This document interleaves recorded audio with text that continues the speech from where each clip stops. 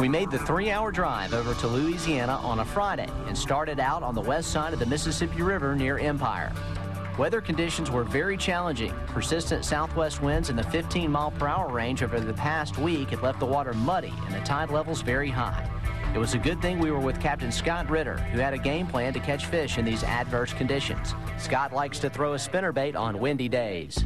But we're using this for two reasons today. One is we have a lot of wind, and so when you throw this at a target, the blade keeps it kind of where you want it to be. If you're using a light jig head in high wind, the bow in your line usually moves that jig head out of the strike zone if you're using a light, like say a 1/4 to 1/8 ounce jig head. With this, the blade and the weight kind of keeps it there. Also, we're not in clear water. You know, we have real high water today. We've been having south winds for about a month, so it's not that clear. So the flash kind of gives them something else to see. So that's why we're using that. And again, we're using a 1/4 ounce jig head. We're fishing Louisiana, so we're using the LSU color because we want to stay with the locals. And all we're doing is putting that on. What you want to do is see where the hook comes out, make sure it's dead center in your bait. Put it on your bait, come out the top, and then you have a nice little rig here that works great for redfish. Now, if you're in Alabama, you got to use Alabama color, but Louisiana, we use Louisiana color, the LSU purple and chartreuse. Well, the way I met Scott was he saw our outdoor show on fishing for redfish in the Biloxi Marsh, and he said he thought it was a great show and he wanted to get together with us sometime and film or help us out and do some fishing. And it turns out about a week or two after he saw that show and gave me some feedback on the show, I ran into him at McCoy Outdoor Company. He was doing a seminar on fishing for redfish, and we got to talking and we planned this trip.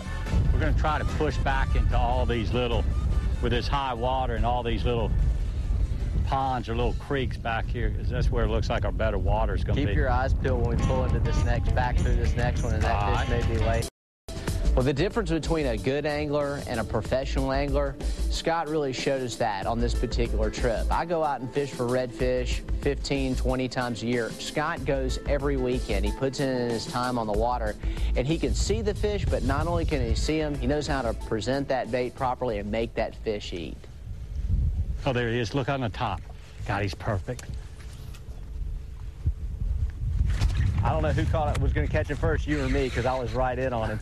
Okay, hold on. We're going to hit ground. That's fine. Let me get the power pole down.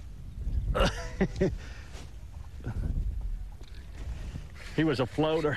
Yeah, did you see how close your bait was to mine? Yes. Inches. I was trying to figure out who was going to win that battle. That was, I apologize. That was a little snake job there. Not on apologize for nothing. Hook fish is a hook fish. Not on purpose, but it was just sitting there floating. Those floaters are the easiest ones to catch. They just seem to eat. He was just sitting on the surface.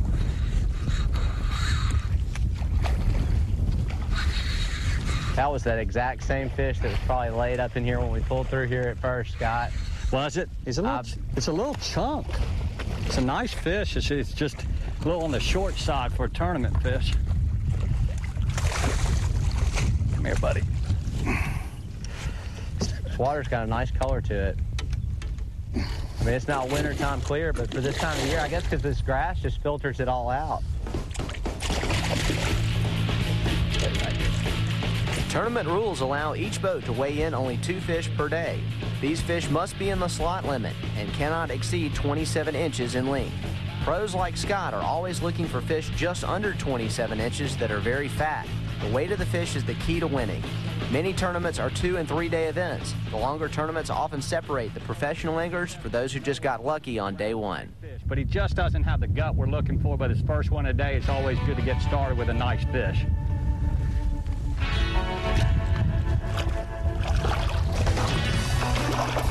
In general, Louisiana has been hard hit by hurricanes. You had Hurricane Katrina, which devastated the area. It didn't exactly hurt the fish, but it just wiped out the entire area.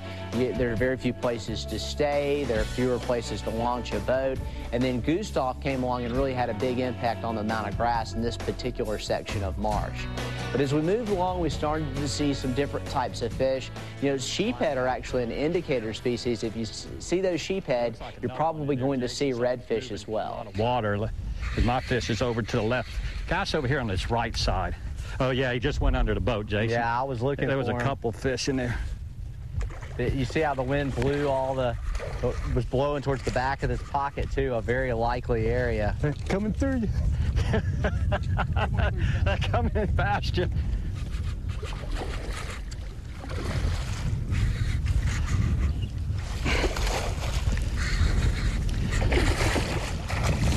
Looks like another 24, 25-inch fish. Yeah, another little under 25, but still doesn't have that gut we're looking for.